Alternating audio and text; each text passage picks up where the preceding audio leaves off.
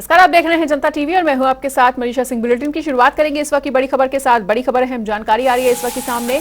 बड़ा अपडेट आपको बता दें, लोक भवन में कैबिनेट की बैठक आज शुरू हो चुकी है और निकाय चुनाव के बाद ये अहम बैठक है। सीएम योगी की अध्यक्षता में इस बैठक का आयोजन हो रहा है और 20 से अधिक प्रस्ताव पर चर्चा भी चल रही है।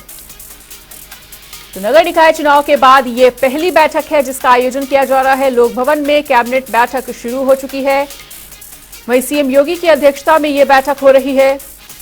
आपको बताना चाहेंगे कि इस बैठक के दौरान 20 से अधिक प्रस्ताव पर चर्चा चल रही है और नगर निकाय चुनाव के बाद ये पहली बैठक है। तो लोक भवन में कैबिनेट बैठक शुरू हो चुकी है। तो मुख्यमंत्री योगी आदित्यनाथ की अध्यक्षता में लोक भवन में कैबिनेट की बैठक हो रही है और नगर निकाय चुनाव कार्यक्रम जारी होने के बाद ये पहली कैबिनेट बैठक है।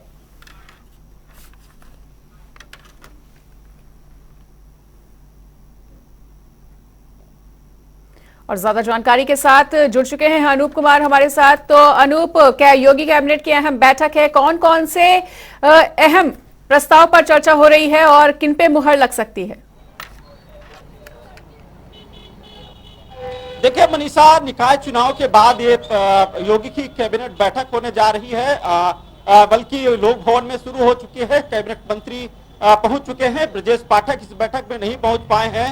डिप्टी सीएम केशव मौर्य इस बैठक में मौजूद है। मुख्यमंत्री योगी आदित्यनाथ की अध्यक्षता में कैबिनेट बैठक शुरू हुई है। तमाम प्रस्तावों पर इस बैठक में मोहर लगने वाली है। सबसे बड़ा जो चर्चा का विषय है वो तबादला नीति को लेकर इसमें प्रस्ताव पर मोहर लग सकती है, क्योंकि तबादला नीति जो पिछली थी उसमें अगर किसी विभाग का तबादला किसी का होता था तो उसमें विभागाध्यक्ष को एक पावर होता था कि 15 दिन तक वो तबादला रोक सकता था। लेकिन अब इस तबादला नीति में जो नई आने वाली उसमें सूत्रों हवाले जो खबर मिल रही, 1 महीने तक किसी व्यक्ति का तबादला विभागाध्यक्ष रोक सकेगा।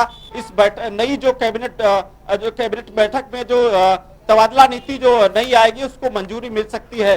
दूसरा, बुनकरों को लेकर कोई बड़ा तोहफा दिया जा सकता है। इस कैबिनेट बैठक में प्रस्ताव कोई पास हो सकता है।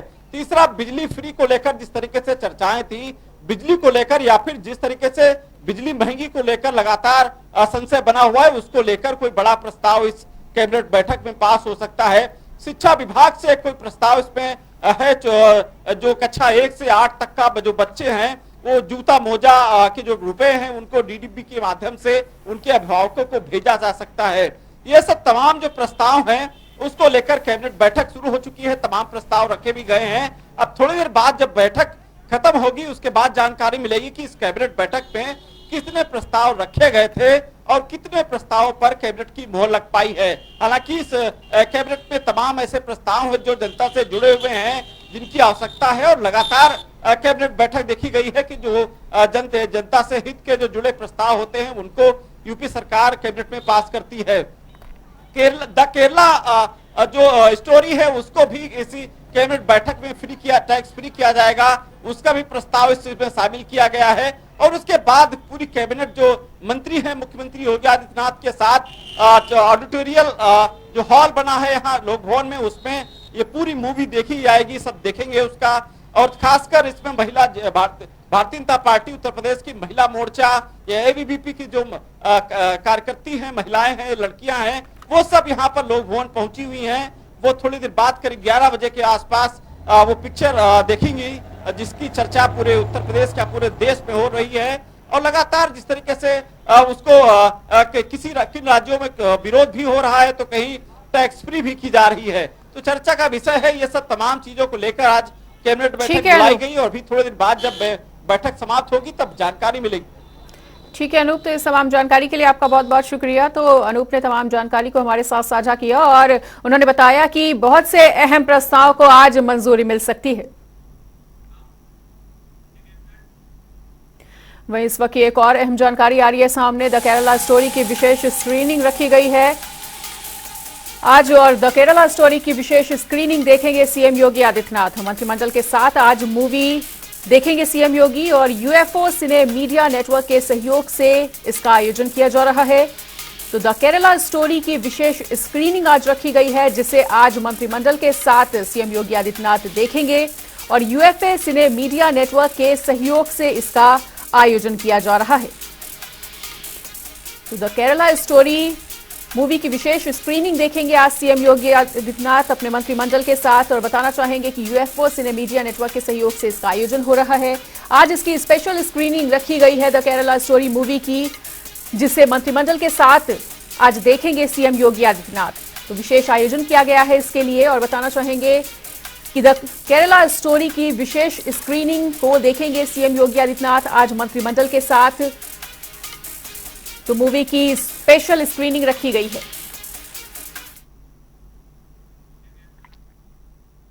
वही एक और बड़ी खबर का रुख कर लेते हैं। बड़ी खबर, अहम जानकारी आ रही है सामने।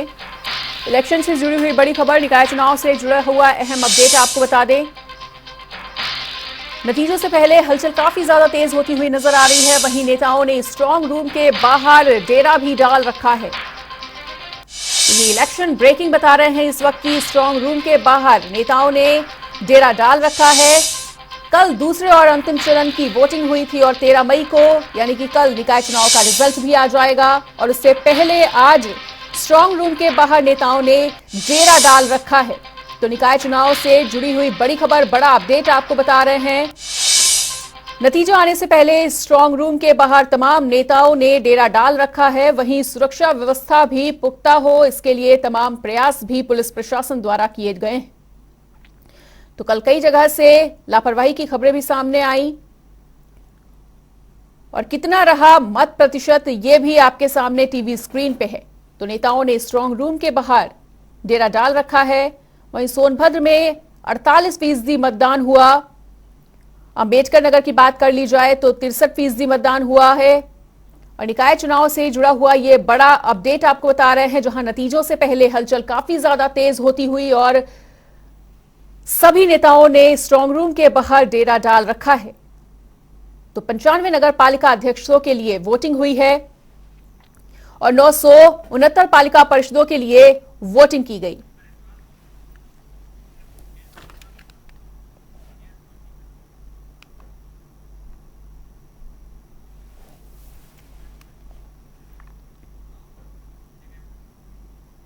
तो लखनऊ से टीएन मिश्रा हमारे साथ जुड़ चुके हैं। वहीं अयोध्या से बीएस लाठी और मुजफ्फरनगर से पवन अग्रवाल लाइव जुड़े हुए हैं हमारे साथ। सबसे पहले रुक कर लेते हैं बीएस लाठी का अयोध्या से।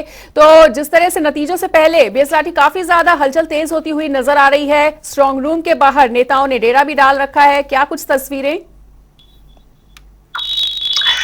देखिए, बिल्कुल मनीषा साफ है कि जो ईवीएम है, ईवीएम में सबकी जो किस्मत है वो कैद हो चुकी है। और कल किसके सिर पे ताज सजेगा, एक तो आने वाला वक्त बताएगा। आज का दिन और आज की रात है। और ये जरूर है कि जो विपक्षी हो या पक्ष के हो, तो जरूर यहाँ पे बैठे हैं और ईवीएम की रखवाली कर रहे हैं। कल शाम से ही जैसे ईवीएम में कैद हुई है सबकी किस्मतें। और ये जीआईसी है, मैं अपने पीछे, मेरे पीछे ये इसी में सब ईवीएम कैद है। और यहाँ के जो प्रत्याशी हैं बाहर, चाहे समाजवादी पार्टी को हो, चाहे बसपा के हो, चाहे भाजपा के हो, तो वो लोग जरूर रखा रहे हैं। और उनको शक है कहीं ना कहीं हमारी जो ईवीएम है कहीं अदली बदली ना हो जाए। तो ये जरूर है कि जो पोलिंग पे एजेंट थे और जो उनके कार्यकर्ता हैं, उन लोगों का जमावड़ा है और वो लोग यहाँ पे निगरानी कर रहे हैं। जैसे पुलिस सुरक्षा व्यवस्था उसकी सुरक्षा करती है, वैसे जो कार्यकर्ता हैं समाजवादी पार्टी के, वो जरूर यहाँ बैठे हुए हैं। जी मनीषा। बिल्कुल, और टीएन मिश्रा का भी रुख कर लेते हैं। टीएन मिश्रा, जिस तरह से अभी आपने बीएस लाठी की बात को सुना और उन्होंने कहा है कि नेताओं ने पैनी नजर बना के रखी हुई है ईवीएम पर, तो लखनऊ में किस तरह की ताजा तस्वीरें? लखनऊ में स्थिति एकदम डिफरेंट है मैंने कि यहाँ कोई 200 मीटर दूर जो है वहाँ अंदर नहीं, रमाबाई स्थल है यहाँ का, तो जो 200 मीटर दूर से सब लोग हैं, इसके अंदर कोई नहीं जा सकता है। डीएम और कमिश्नर लगातार इसकी निगरानी खुद कर रहे हैं और बाकायदा सीसीटीवी लगे हुए हैं, जिनसे हर स्ट्रांग रूम की मॉनिटरिंग लगातार की जा रही है। अब जहां तक कल की मतगणना की बात है, कल मतगणना शुरू होगी और इसके लिए आज से सारे प्रबंध हो गए हैं। और खुद जो है कमिश्नर ने आज अपने सारे मंडल के जिलाधिकारियों को निर्देश दिए किसी तरह कोई गड़बड़ी न हो, और जो काउंटिंग करेंगे उन कर्मचारियों ड्यूटी ऑटोमेटिक सिस्टम्स लगाए जाए रैंडम करके, कि किसी को नहीं पता किसकी काउंटिंग कहाँ लगेगी। उसको कंप्यूटर सिस्टम से एक सॉफ्टवेयर डेवलप किया इन्होंने, उसके जरिए ड्यूटी लगाई जाएगी और उससे जो है वो कर्मचारी ड्यूटी करेंगे। दूसरी तरफ है 14 तारीख को पीसीएस की एग्जाम भी है यूपी में, तो 51 जिलों में इसको लेकर के जो पीसीएस के अप्लाई करे हैं कर्मचारी, उनको ड्यूटी से आउट कर दिया गया है। और ये शासन ने निर्णय किया है कि जो कर्मचारी पीसीएस की परीक्षा में बैठेंगे, अगर उनके पास प्रवेश पत्र है तो अप्लाई कर दें, उनको जो ड्यूटी हटा दिया जाएगा, उनकी जगह वैकल्पिक दूसरे कर्मचारी। लेकिन ईटीएम की व्यवस्था एकदम सामान्य है, कहीं कोई जो है यहाँ भ्रम नहीं है और नेता यहाँ चक्कर काट रहे हैं। कारण क्या है कि सुरक्षा व्यवस्था इतनी ज्यादा है कि जिसको लेकर के कोई भ्रम की स्थिति नहीं है। जी मनीषा। बिल्कुल, और मुजफ्फरनगर से पवन का रुख कर लेते हैं। पवन, नतीजे आने से पहले धड़कनें काफी ज्यादा तेज हो चुकी हैं और शायद यही कारण है कि स्ट्रांग रूम के बाहर नेताओं का जमावड़ा देखने को मिल रहा है आज। मनीषा, मुजफ्फरनगर में तो ऐसा कुछ नहीं है, लेकिन मैं आपको बताता हूं, जनपद मुजफ्फरनगर में 8 नगर पंचायत और 2 नगर पालिका पर चुनाव हुआ था और कल इसकी मतगणना है। इसको लेकर पुलिस फोर्स पूरी मुस्तैदी से काम कर रही है और मैं बाहर स्ट्रांग रूम पे खड़ा हूँ। आप मेरे पीछे देख भी सकती है, पुलिस फोर्स मुस्तैद है और सामने की तरफ स्ट्रांग रूम बना हुआ है जहाँ कल मतगणना होगी। समय सुबह 6 बजे है, लेकिन ये 8, साढ़े 8, 9 तक बच जाते हैं मतगणना शुरू होने का और देर रात तक चलती है, क्योंकि पहली बार यहाँ आपकी दफा बैलेट पेपर से चुनाव होने हुआ था और मतगणना होगी तो बैलेट पेपर पे ज्यादा टाइम लगता है। रही बात हलचल बढ़ने की, तो विपक्षी पार्टी चाहे वो लोकदल हो, चाहे सपा हो, चाहे बसपा हो, धड़कने तेज है, लेकिन यहाँ सीधा सीधा मुकाबला भाजपा वर्सेस समाजवादी पार्टी का है मुजफ्फरनगर के अंदर। तो उसको लेकर जो विपक्षी पार्टी है, लोकदल, समाजवादी पार्टी और आजाद समाज पार्टी, इन लोगों के अंदर एक भय का माहौल है कि कहीं मतगणना के दौरान कोई स्थिति ऐसी ना हो जाए कि मत बदले जाए या हम मत घट जाए। तो इस लोगों को लगातार ये प्रशासन को दबाव दे रहे हैं और कल खतौली विधायक मदन भैया ने एक लेटर भी लिखा था डीएम मुजफ्फरनगर के नाम कि जो मतगणना है वो सुरक्षित संपन्न हो और किसी तरह का भेदभाव ना हो। और लगातार विपक्षी कह रहे हैं कि हम लोगों को क्षेत्र से शिकायतें मिल रही है कि मतगणना में धांधली होगी, लेकिन मुजफ्फरनगर पुलिस प्रशासन की बात करें तो लगातार इस चीज के लिए सुरक्षा व्यवस्था बनाई हुई है कि किस तरह की कोई भी धांधली ना हो, निष्पक्ष मतगणना हो और किसी तरह का कोई भी भेदभाव ना हो। हालांकि अभी कुछ ही देर बाद यहाँ जो पर्यवेक्षक है आर रमेश कुमार, जो मुजफ्फरनगर के पर्यवेक्षक बनाए गए हैं लखनऊ से, वो आने वाले हैं और उसकी तैयारी को लेकर भी पुलिस प्रशासन यहाँ अलर्ट है। डीएम, एसएसपी यहाँ लगातार उन लोगों के साथ भ्रमण कर रहे हैं और वो अभी इस वक्त स्ट्रांग रूम का निरीक्षण करने के लिए आएंगे। 2 बजे मुजफ्फरनगर पुलिस की ब्रीफिंग है।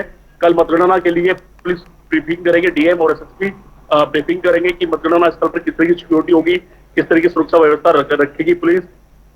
वही आपको बता दूं, बीजेपी के द्वारा भी 11 बजे एक मीटिंग कोर कमेटी की बैठाई गई है और जो मेंबर है कल जो एजेंट बनेंगे भारतीय जनता पार्टी के मतगणना स्थल पर, उनकी भी एक मीटिंग कल आज 11 बजे होने जा रही है, जिसमें करीब सैकड़ों की संख्या में भारतीय जनता पार्टी के नेता, पदाधिकारी और जनप्रतिनिधि मौजूद रहेंगे। इसको लेकर एक रणनीति बनाई जा रही है बीजेपी की तरफ से कि बूथ पर जो एजेंट बनेंगे वहां मतगणना स्थल पर कोई किस तरह की भ्रम की स्थिति ना हो, किस तरह का सुरक्षा व्यवस्था सही रहे और धार्मिक स्थिति ना फैले।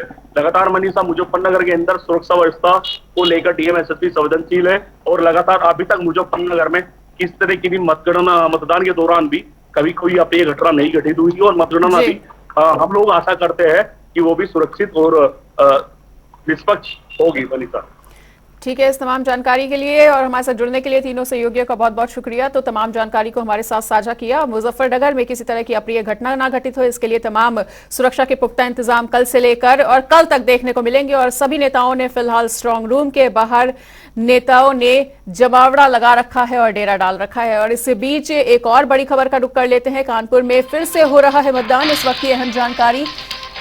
तो कल जिस तरह से हंगामा यहां पर होता हुआ नजर आया था, तो 3 केंद्रों पर मतदान फिर से हो रहा है उस हंगामे के बाद।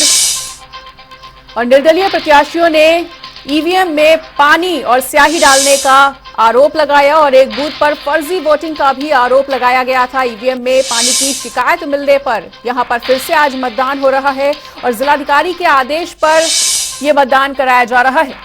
तो बिलौर नगर पालिका में भी मतदान होगा और बताना चाहेंगे कि निकाय चुनाव की जंग हो रही है और 3 बूथों पर फिर से मतदान हो रहा है। और कानपुर से अभिनव श्रीवास्तव हमारे साथ जुड़े हुए हैं। तो अभिनव, 3 सीटों पर और 3 जगहों पर एक बार फिर से मतदान चल रहा है, आज किस तरह की ताजा तस्वीरें? आपको बता दूं कि आज कड़ी सुरक्षा के बीच 3 मतदान केंद्रों पर फिर से मतदान कराया जा रहा है। जिस तरह से कल एक लापरवाही देखने को मिली क्योंकि सुरक्षा के पुख्ता इंतजाम थे, ऐसे में बड़ा सवाल ये उठा कि आखिर स्याही और पानी अगर मतपेटियों के अंदर पहुंची तो वो मतदान केंद्र के अंदर गई कैसे। इसमें कहीं ना कहीं जो सुरक्षा में तैनात पुलिसकर्मी थे उनकी भी लापरवाही सामने रही, साथ ही साथ जो 3 अधिकारी थे और जो मतदान कराने कर्मी गए थे उनकी भी लापरवाही देखने को मिली, क्योंकि मत पेटियों के अंदर पानी और स्याही पहुंचना अपने आप में कहीं ना कहीं सभी की कार्यशैली पर सवालिया निशान जरूर खड़े कर रहा है। फिलहाल निर्दलीय प्रत्याशियों ने और कांग्रेस के प्रत्याशी ने हंगामा किया, जिसके बाद बिल्लौर नगर पालिका का जो वार्ड 22 है और वार्ड 25 है, जहाँ की मत पेटियों के अंदर पानी और स्याही की शिकायत की गई थी, यहाँ पर मतदान हो रहा है। और एक वार्ड नंबर 16 है, इस वार्ड नंबर 16 के एक बूथ में 727 कुल वोट पड़ने थे और 727 में से 726 वोट पड़ गए थे, जिसके बाद यहाँ पर फर्जी वोटिंग की शिकायत की गई थी। और इसी के चलते जिलाधिकारी ने चुनाव आयोग से अनुमति लेने के बाद इन तीनों मतदान केंद्रों पर आज फिर से मतदान की प्रक्रिया शुरू कराई है। बिल्कुल अभिनव, तो आज किस तरह की तस्वीरें हैं? क्या आज पुलिस प्रशासन पूरी तरह से सतर्क है कि कल की घटना आज उसकी पुनरावृत्ति ना देखने को मिले? जी बिल्कुल, आपको बता दूं कि जिस तरह से कल ये लापरवाही सामने आई, वहीं आज एडीसीपी पश्चिम, डीसीपी पश्चिम ने खुद मोर्चा संभाल रखा है। इन तीनों मतदान केंद्रों पर भारी पुलिस फोर्स तैनात है और कड़ी सुरक्षा के बीच ही और बाकायदा चेकिंग करके ही किसी भी मतदाता को मतदान स्थल में प्रवेश दिया जा रहा है, क्योंकि जिस तरह से कल सिर्फ मोबाइल की चेकिंग की जा रही थी, आज बिल्कुल पूरी तरह से मतदाता स्कैन किए जा रहे हैं। कोई भी चीज मतदाता अपने साथ वोटर स्लिप के अलावा लेकर मतदान केंद्र के अंदर प्रवेश नहीं कर पा रहा है। बिल्कुल अभिनव, और ये बहुत ज्यादा जरूरी भी हो जाता है, क्योंकि कल जिस तरह की लापरवाहियां सामने आई हैं उसके बाद पुलिस प्रशासन की कार्यशैली पर लगातार सवालिया निशान खड़े हो रहे हैं। जी बिल्कुल, आपको बता दूं कि जिस तरह से पुलिस फोर्स तैनात किया गया था, लगातार क्यूआरटी भी वहां पर मतदान केंद्रों पर पहुंच रही थी, चेकिंग कर रही थी। इसके साथ ही साथ सिविल डिफेंस के लोग, एनसीसी के कैडेट्स, स्काउट गाइड्स के कैडेट्स लगातार वॉलंटियर के रूप में लगे हुए थे, मतदाताओं को चेक कर रहे थे। ऐसे में बहुत बड़ा सवाल है, वो बहुत बड़ी प्रशासन की और पुलिस की भी लापरवाही है कि आखिर मत पेटियों के पास तक स्याही और पानी पहुंच कैसे गया। बिल्कुल अभिनव, तो गर्मी का मौसम है और ऐसे में मतदाताओं को दोबारा से मतदान केंद्रों पर पहुंचना पड़ा है। क्या आज भी उतना ही उत्साह मतदाताओं में देखने को मिल रहा है जितना कि कल देखने को मिल रहा था? देखिए, ये तो लाजमी है कि जिस तरह से एक मतदान केंद्र पर 726 वोट पड़े, 727 में 726, लगभग 100% इस मतदान केंद्र पर बूथ पर वोटिंग हो गई थी। और दूसरा जो अन्य जहां पर स्याही डाली गई, जहां पर पानी डाला गया, ऐसी शिकायत हुई, तो उत्साह जरूर कम दिख रहा है, क्योंकि जिस तरह से वोटर जागरूक होता है, उत्साहित होता है कि आज मतदान है, मतदान की तिथि है, ऐसे में मतदान करेगा, तो अब एक बार दोबारा से वही कश्मकश, वही लाइन, तो कहीं ना कहीं उत्साह जरूर कम देखने को मिल रहा है। और हो सकता है कि मतदान प्रतिशत जो बिल्लौर नगर पालिका में कल 68% वोटिंग हुई थी, तो इन तीनों अगर बूथों को मिला दिया जाए तो लगभग 2500 वोट यहाँ पर पड़ना है। तो ऐसे में ये संभावना है कि यहाँ पर मतदान प्रतिशत कम हो सकता है। ठीक है अभिनव, तो इस तमाम जानकारी के लिए आपका बहुत बहुत शुक्रिया। तो मतदान प्रतिशत जरूर कम हो सकता है, क्योंकि कल जिस तरह से मतदाताओं में उत्साह देखा जा रहा था, आज वो उत्साह कहीं ना कहीं थोड़ा सा गायब नजर आ रहा है और कानपुर में फिर से मतदान होता हुआ। और इस बीच एक और बड़ी खबर का रुख कर लेते हैं। बड़ी खबर, अहम जानकारी एक और आ रही है सामने। स्ट्रांग रूम में लापरवाही का मामला प्रकाश में आया है, जहां एसपी ने 8 सिपाहियों को निलंबित भी कर दिया है। तो सुरक्षा को लेकर बड़ी लापरवाही है ये। रायबरेली से इस वक्त की अहम जानकारी, जहां स्ट्रांग रूम की सुरक्षा में बड़ी लापरवाही का मामला सामने आया है और ड्यूटी होने के बाद भी सिपाही यहां पर गायब थे और 8 सिपाहियों को एसपी ने तत्काल प्रभाव से निलंबित भी कर दिया है। कल सुरक्षा व्यवस्था के बीच मतगणना हो रही थी और सुरक्षा में लापरवाही बरतने पर यह एक्शन हुआ है। तो रायबरेली से इस वक्त की अहम जानकारी, जहां सुरक्षा में लापरवाही बरतने पर यह बड़ी कार्रवाई होती हुई।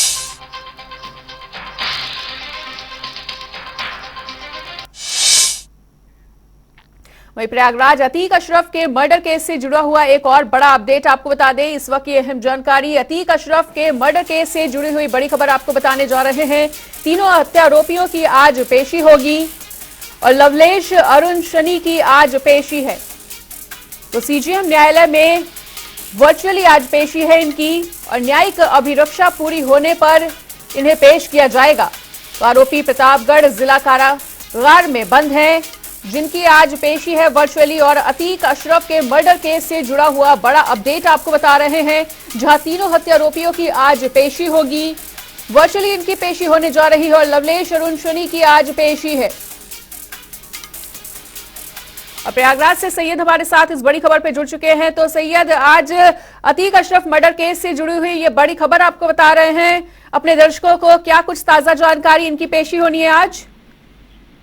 जी मनीष, बता दें जैसे अतीक अशरफ हत्याकांड में जहां मनीष, लवलेश और अरुण आरोपित हैं, ऐसे में इनकी जहां पिछली बार पुलिस को रिमांड भी मिली थी, वहीं इस बार इनकी कड़ी सुरक्षा और देखते हुए इनकी वर्चुअल पेशी कराई जाएगी, जहां पिछली बार इनको डिस्ट्रिक्ट कोर्ट ने 14 दिन की न्यायिक अभिरक्षा भेजा था, जो आज पूरी होती, जिसके बाद इनकी आज वीडियो कॉन्फ्रेंसिंग के माध्यम से पेशी होगी। बिल्कुल सही है। तो तीनों हत्यारोपियों की आज पेशी है, क्या लगता है कि किस तरह की कार्रवाई आगे बढ़ती हुई?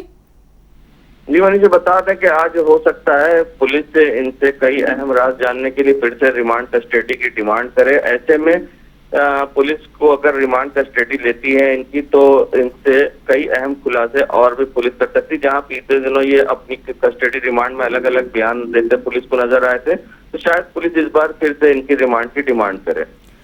ठीक है, सही है। तो इस तमाम जानकारी के लिए आपका बहुत बहुत शुक्रिया। तो सीजेएम न्यायालय में वीडियो कॉन्फ्रेंसिंग के जरिए आज उनकी पेशी की जाएगी और न्यायिक अभिरक्षा पूरी होने पर आज इन्हें पेश होना होगा।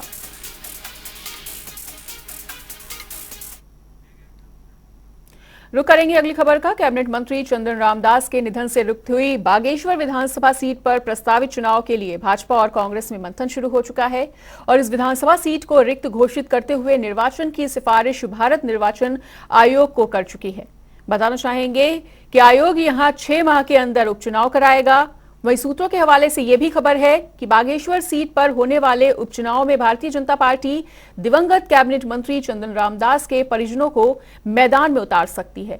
वहीं दूसरी ओर बागेश्वर उपचुनाव को लेकर कांग्रेस ने भी तैयारी शुरू कर दी है। तो बागेश्वर उपचुनाव को लेकर कांग्रेस और बीजेपी ने तैयारियां तेज कर दी हैं। वहीं एक तरफ जहां बीजेपी ने यह निर्णय लिया है कि उनके फैमिली मेंबर्स को ही चुनावी मैदान में उतारेंगे, तो वहीं कांग्रेस ने भी अपनी तैयारियां तेज कर दी हैं। तो 6 महीने में इसमें चुनाव होगा और चंदन रामदास के निधन से रिक्त हुई है ये सीट। और देहरादून से नवीन शुक्ला हमारे साथ जुड़े हुए हैं। तो नवीन, बागेश्वर उपचुनाव होना है और कांग्रेस और बीजेपी ने तैयारियां अभी से तेज कर दी हैं। 6 महीने के अंदर अंदर उपचुनाव की तैयारी। जी मौसम निश्चित चुनाव होना है, इसको लेकर अब अगर दोनों दलों की बात की जाए, तो चाहे बीजेपी की बात की जाए या फिर कांग्रेस की बात की जाए, सभी ने अपनी तैयारियां पूरी कर लिया और अक्टूबर के पहले यह चुनाव भी होना है। भारत निर्वाचन आयोग को प्रस्ताव भेज दिया गया है। कहीं ना कहीं सबसे बड़ी बात यह है कि जो कैबिनेट मंत्री चंदन रामदास थे, वो सीट पर वह कैबिनेट मंत्री रहे हैं और इसके बाद अब जब उनका निधन हो गया है, तो कहीं ना कहीं यह सीट खाली हो गई थी। अब बीजेपी द्वारा यह पूरी तैयारी की जा रही है कि चुनाव को किस तरीके से अपने पक्ष में किया जाए और सूत्रों से खबर भी आ रही है कि हो सकता है उनके परिवार के किसी मेंबर को टिकट दी जाए। इसके साथ ही अगर कांग्रेस की बात करें, तो कांग्रेस द्वारा भी तैयारियां की जा रही हैं। तमाम सारे कार्यकर्ताओं को अहम जिम्मेदारी दी गई है। कुछ कार्यकर्ता जो है वो बागेश्वर पहुंच गए हैं और जो आम जनता की नब्ज टटोलने का काम कर रहे हैं। तो दोनों दलों का लगातार इस सीट पर अपना ध्यान बना हुआ है और कहीं ना कहीं यह सीट भी काफी महत्वपूर्ण भी मानी जा रही है। इसको लेकर तमाम सारी तैयारियां भी दोनों दलों द्वारा की जा रही है। बीजेपी का साफ तौर पर यह कहना है कि जो चुनाव होने हैं उसमें बीजेपी की जीत होगी, तो वहीं कांग्रेस अपना दावा जरूर कर रही है कि इस चुनाव को पूरी दमखम के साथ लड़ा जाएगा और इसको लेकर सभी कार्यकर्ताओं को अहम जिम्मेदारी सौंपी गई है, जो कि वहां की जनता के पास जा रहे हैं, वहां की तमाम सारी समस्याओं को सुनने का काम कर रहे हैं। तो ऐसे में कहीं ना कहीं सबसे बड़ी बात यह है कि चुनाव की तैयारियों को लेकर दोनों दलों ने अपनी अपनी तैयारी कर ली है। इसके साथ ही अगर बीजेपी की बात करें, तो बीजेपी चंदन रामदास के परिवार में से ही या तो उनकी पत्नी या फिर उनके बेटों को टिकट देने की तैयारी कर रही है, सूत्रों से खबर आ रही है। तो सबसे बड़ी बात यह है कि अभी चुनाव का भले ही ठीक है। तो इस तमाम जानकारी के लिए नवीन आपका बहुत बहुत शुक्रिया। तो परिजनों को मैदान में उतार सकती है बीजेपी, वहीं दूसरी ओर बागेश्वर उपचुनाव के लिए कांग्रेस की भी तैयारी तेज। फिलहाल यहां पर रुकेंगे छोटे से ब्रेक के लिए। खबरों का सिलसिला लगातार जारी है, देखते रहिए जनता टीवी।